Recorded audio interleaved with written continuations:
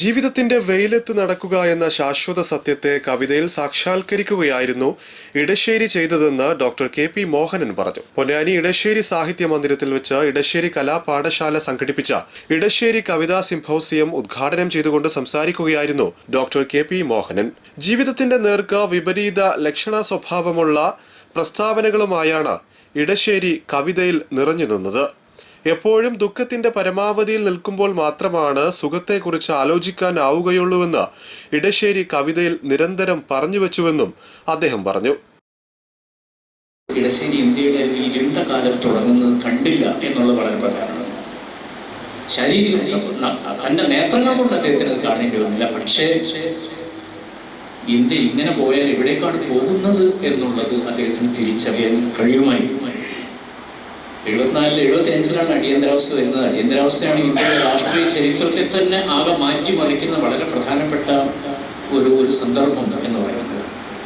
ഇപ്പോൾ ബാബറി മസ്ജിദ് തകർത്ത സമയത്ത് ഡോക്ടർ കെ.എൻ. മണിക്കർ എഴുതിയിട്ട് വളരെ പ്രസിദ്ധമായിട്ടുള്ള ലേഖനമുണ്ട്, ഡിമോളിഷൻ ഓഫ് ഹിസ്റ്ററി എന്നാണ്. ഡിമോളിഷൻ ഓഫ് ബാബറി മസ്ജിദ് എന്നല്ല പണിക്കർ സാർ ഉപയോഗിച്ചത്. പണിക്കർ സാർ പറഞ്ഞത് ഡിമോളിഷൻ ഓഫ് ഹിസ്റ്ററി എന്നാണ്.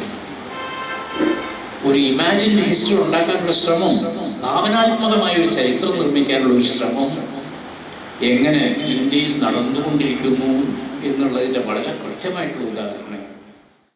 കവി സി.വി. ഗോവിന്ദൻ അധ്യക്ഷനായ ഏകദിന സിംപോസിയത്തിൽ ഇടശ്ശേരിയുടെ ബിംബാസരന്റെ ഇടയൻ എന്ന കവിതയെ മുൻനിർത്തി പ്രസിദ്ധ നിരൂപകനും പ്രഭാഷകനുമായ സുനിൽ പി. ഇളയിടവും മാപ്പില്ല എന്ന കവിതയെ മുൻനിർത്തി പ്രസിദ്ധ നിരൂപകനും പ്രഭാഷകനുമായ കെ.എം. അനിലും പെങ്ങൾ എന്ന കവിതയെ മുൻനിർത്തി കേരള സാഹിത്യ അക്കാദമി പബ്ലിക്കേഷൻ ഓഫീസർ നയന താരയും പാൽക്കടൽ കടയുമ്പോൾ എന്ന കവിതയെ മുൻനിർത്തി ഡോക്ടർ കെ.പി. മോഹനനും വിശദമായ പ്രബന്ധങ്ങൾ അവതരിപ്പിച്ചു.